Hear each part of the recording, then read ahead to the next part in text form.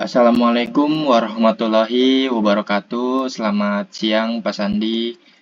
Perkenalkan, nama saya Andri Hardiansyah. Pada kesempatan kali ini, saya akan mempresentasikan hasil analisis studi kasus sebagai bagian dari ujian akhir semester mata kuliah komunikasi multikultural. Nah, di dalam presentasi ini, saya akan membahas dua studi kasus. Kemudian analisis pada kedua kasus ini itu menggunakan teori-teori komunikasi multikultural yang telah dipelajari selama perkuliahan. Nah, untuk slide di sini ada studi kasus yang pertama.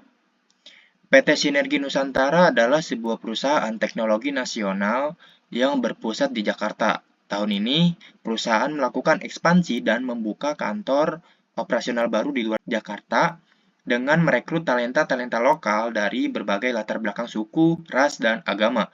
Guna mempercepat transfer keahlian, manajemen memutuskan untuk memindahkan tim pengembang inti dari Jakarta yang mayoritas didominasi oleh lulusan luar negeri dan universitas top 3 nasional ke salah satu kantor cabang di wilayah Samarinda untuk memimpin proyek baru bersama tim lokal.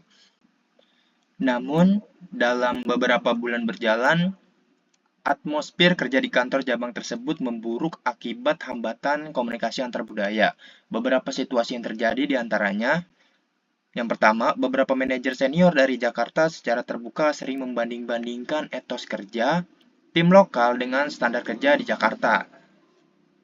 Kemudian, mereka menganggap bahwa cara kerja kelompok mereka adalah yang paling efisien dan superior, serta menganggap ketidakmampuan tim lokal dalam mengikuti ritme kerja sebagai bentuk kemunduran budaya. Akibatnya, tim lokal merasa identitas dan harga diri mereka diabaikan.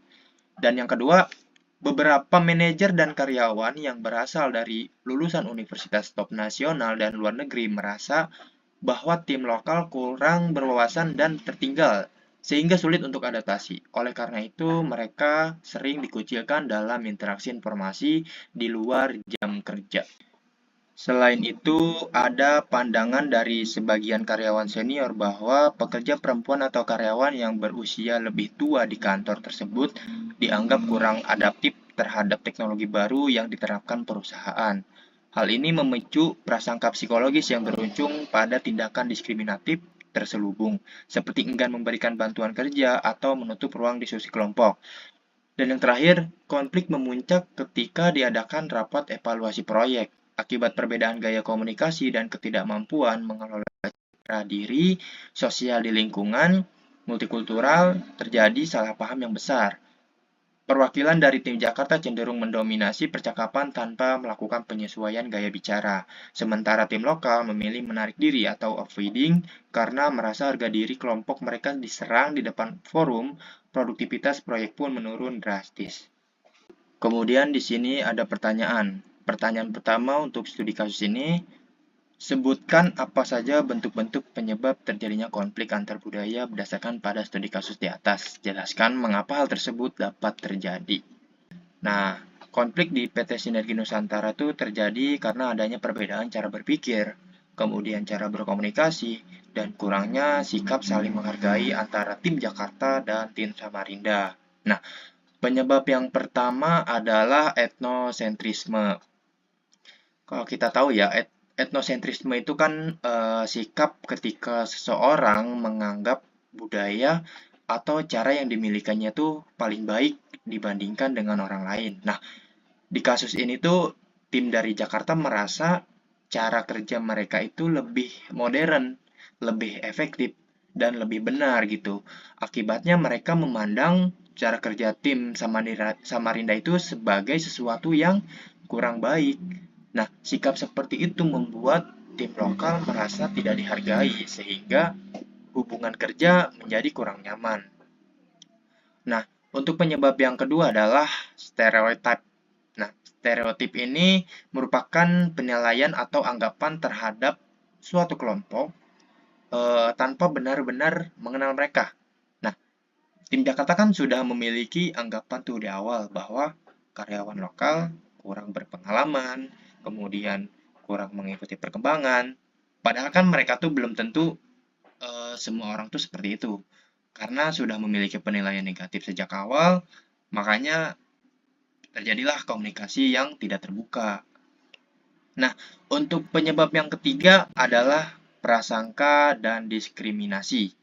Nah, di dalam kasus ini, beberapa karyawan perempuan tuh dianggap kurang mampu, sedangkan karyawan yang usianya lebih tua dianggap tidak bisa mengikuti perkembangan teknologi. Akibatnya apa?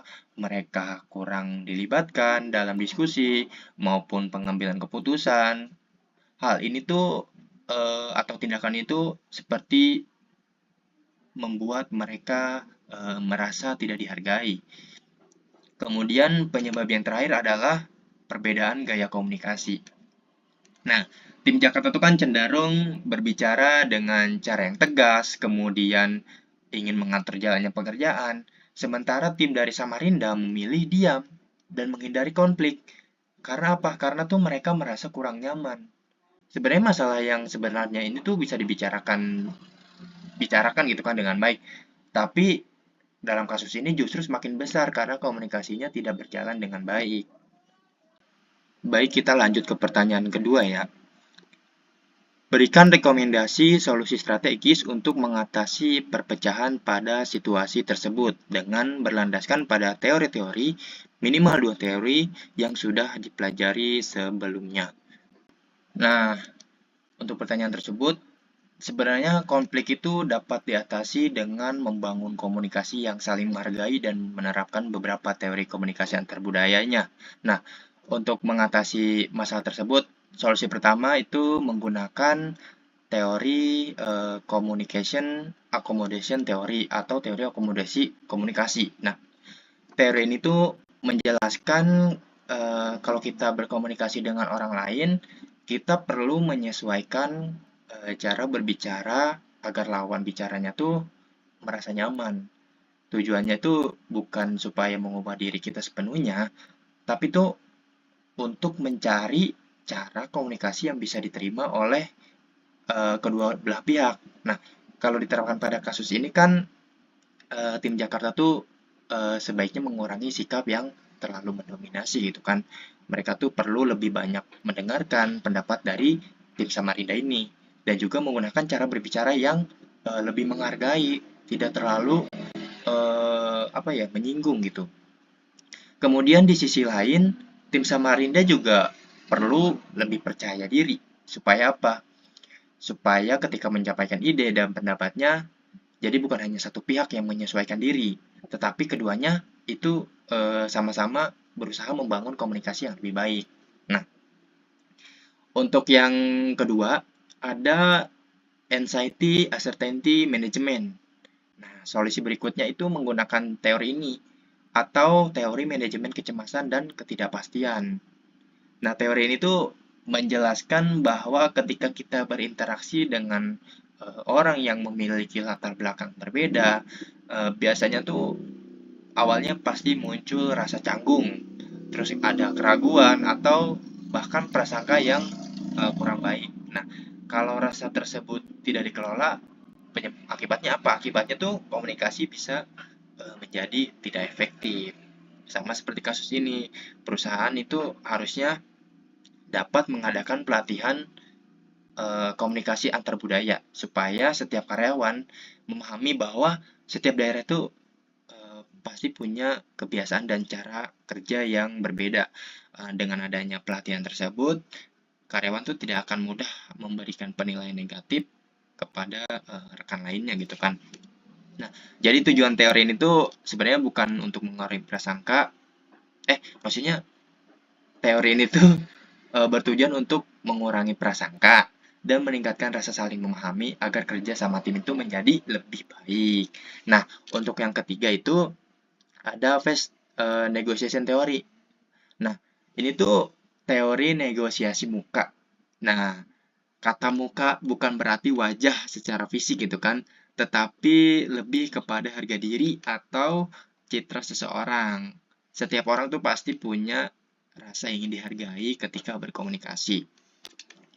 Kalau kita lihat pada kasus ini, tim dari Jakarta tuh sering menyampaikan kritik dengan cara eh, dengan cara yang membuat tim Samarinda tuh merasa direndahkan gitu kan. Hal ini justru membuat mereka tuh memilih diam dan menghindari konflik.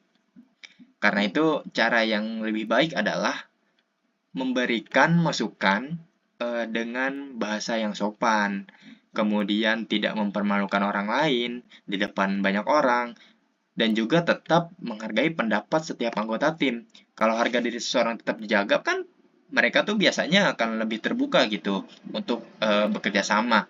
Jadi dari kasus ini kita bisa melihat bahwa penyebab utama konflik itu sebenarnya bukan karena perbedaan budaya, tapi lebih tepatnya karena kurangnya sikap saling menghargai dalam berkomunikasi. Nah, di sini Citra adalah seorang dokter umum baru fresh graduate dari Jakarta.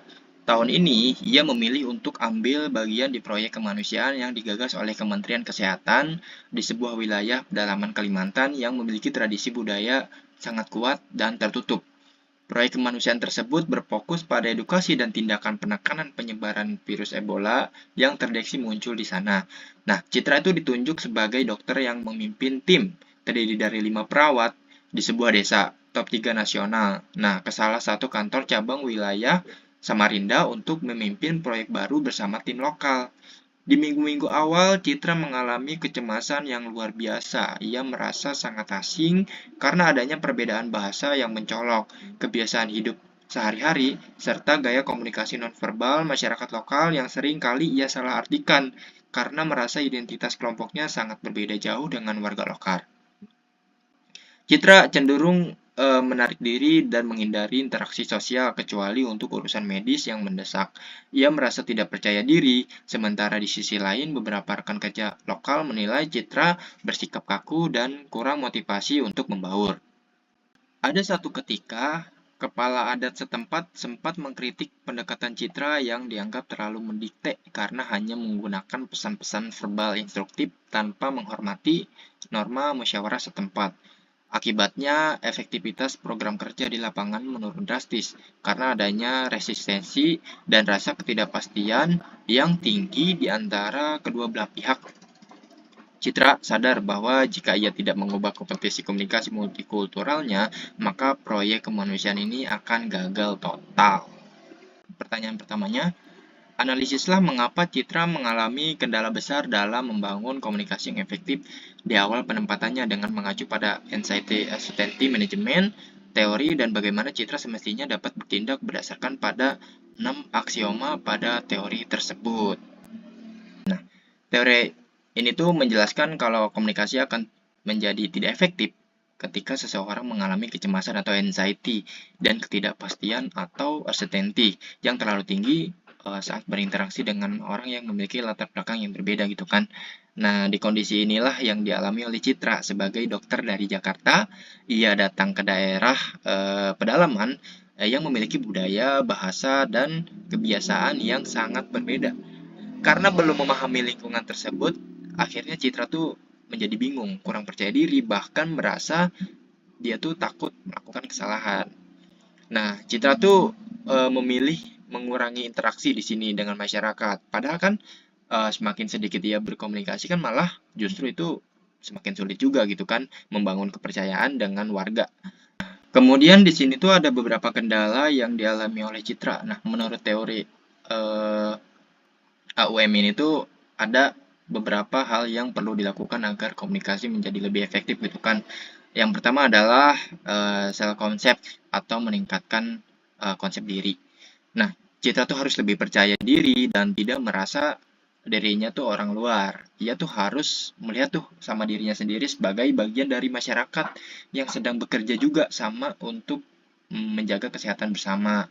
Nah, yang kedua itu adalah motivation atau motivasi untuk berinteraksi. Nah, semakin sering Citra berkomunikasi dengan warga, semakin mudah tuh ia diterima oleh masyarakat. Kemudian yang ketiga, toleransi terhadap perbedaan. Nah, Citra perlu bersikap terbuka terhadap perbedaan. Kalau ada kebiasaan yang belum dipahami, jangan langsung menganggap itu salah, tapi lebih baik bertanya dan mencoba memahami alasan dibalik kebiasaan tersebut gitu kan.